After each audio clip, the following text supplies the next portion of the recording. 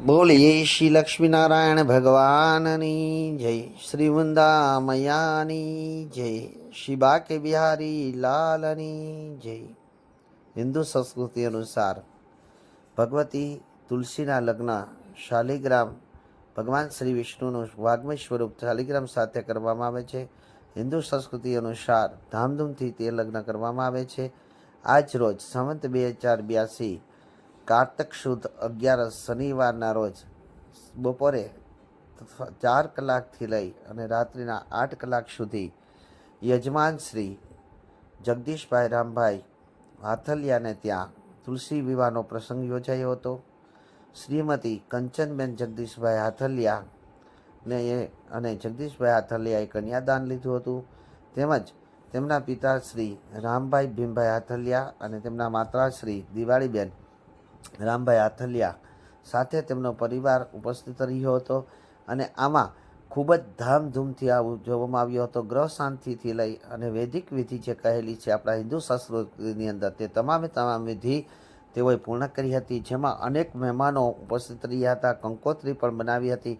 અને ધામધૂમથી જે હિન્દુ સંસ્કૃતિ અનુસાર જાન આવે, જેને પોખવામાં આવે, અને જાનનો સાપથી લઈ પીઠીથી લઈ તમામ પ્રકારની અહીંયા પ્રથા નિભાવવામાં આવી હતી. આહિર જ્ઞાતિની અંદર જે રીતે એક દીકરીના લગ્ન થાય, એવી જ રીતે અહીંયા શ્રીમતી કંચનબેને લગ્ન કર્યા હતા. ધામધૂમથી જાન ઉપલેટાથી આવી પહોંચી હતી. અને આ જાન શ્રીમતી નીતાબેન એટલે કે અહીંયા ઉપનામ નિશાબેન રાજેશભાઈ ચંદ્રવાડિયા ની સાથે તેના સ્નેહીજનો પણ ઉપસ્થિત રહ્યા હતા. અને વેદોક્ત મંત્રોપચાર સાથે જૌતલની આહુતિ સાથે ભગવાન શ્રી વિષ્ણુનું વાગ્મય સ્વરૂપ શાલિગ્રામ અને માતા તુલસીને ધામધૂમથી શુભ મંગલાષ્ટક ફેરવવામાં આવ્યા હતા.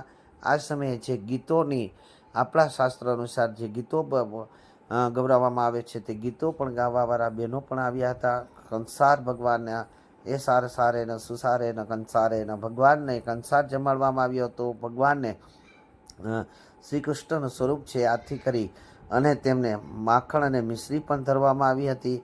લોકોએ ઉત્સાહપૂર્વક આ ઉત્સવને ઉજવી અને ધામધૂમથી ભગવાન અને ભગવતીને વધાવ્યા હતા. અને સાથે સાથે ખૂબ જ મોટું હાથઘરેણું પણ કર્યું હતું. આ લગ્નનો ખ્યાલ જ્યારે ગામ લોકોને આવ્યો કે અહીં આવી રીતે ધામધૂમથી લગ્ન થઈ રહ્યા છે, તો અનેક ગામના લોકો પણ ઉપસ્થિત રહ્યા હતા. જુનાગઢ મધ્યે ઉમટવાડા ગામની અંદર કદાચ આ પ્રથમ તુલસી વિવાહ હતા, જે જોવા માટે ગામ ઉમટી પડ્યું હતું. અને આમની અંદર જે આપણા રિવાજ અનુસાર જાનૈયા અને માનૈયાને એકબીજા લોકો જે ફટાણા આપતા હોય છે, એવી રીતે અહીંયા ફટાણો પણ આપવામાં આવ્યા હતા. અહીંયા કુમારિકાઓએ ખૂબ જ સુંદર કાર્ય કર્યું હતું. આખો મંડપ આસોપાલવના પાન અને કેળના પાન શેરડીથી શણગાર્યો હતો.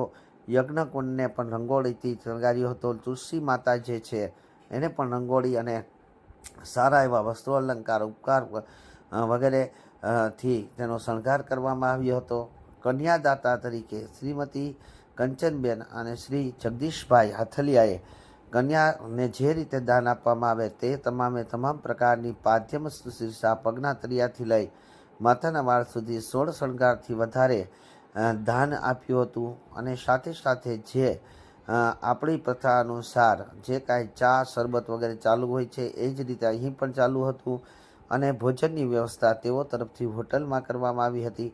અહીં જાન લઈને આવેલો ચંદ્રવાડિયા પરિવાર પણ ખૂબ જ આનંદની અનુભૂતિ કરી હતી. અને તેઓએ પણ અહીંયા કોઈ પણ કચાશ વગર જાનની અંદર ફટાકિયા ગોળી અને જે રીતે દીકરાનો લગ્ન થતા હોય અને તેની અંદર જેટલો ઉત્સાહ હોય, એટલો જ આ પરિવારની અંદર ઉત્સાહ જોવા મળ્યો હતો. મેં ઘણા બધા લગ્નો કર્યા છે, તુલસી વિવાહ ઘણી વખત કર્યા છે, અમારે આંગણે પણ કર્યા છે. અને આ સોમવારે પણ મારે ત્યાં તુલસી વિવાહનો પ્રસંગ છે, એ પણ અમે પણ ધામધૂમથી ઉજવવાના છીએ. પરંતુ અહીંયા જે ઉત્સાહ અને આનંદ ઉપસ્થિત થઈ રહ્યો હતો, જે બાળકોમાં આનંદ હતો, જે વૃદ્ધો હતા તેનામાં પણ આનંદ હતો, એ આનંદ ખરેખર ક્યારેક ભાગ્યે જ જોવા મળે છે. પરંતુ આ આનંદ માં ભગવતી અને ભગવાન જેના આંગણે પધાર્યા હોય, ત્યાં આનંદ ન હોય તો શું હોય? કારણ કે નિત્યાનંદ એનું નામ છે. અને ભગવાન સદાને માટે આનંદમાં રહે છે અને આનંદમાં રહી અને લોકોને પણ આનંદિત કરે છે. તો ભગવતી માતા લક્ષ્મી અને ભગવાન શ્રી હરિ વિષ્ણુ જેના આંગણે પહોંચ્યા હોય એના આનંદનો પાર જ ન હોય એમાં કોઈ સંદેહ નથી. આથી કરી અને સર્વ લોકો એક પ્રકારનો જે ઉત્સાહ લોકોમાં જોવા મળ્યો, બાળકોથી માંડી અને વૃદ્ધો સુધી આ તમામ ઉત્સાહ ભગવતીના આગમનનો જ હતો.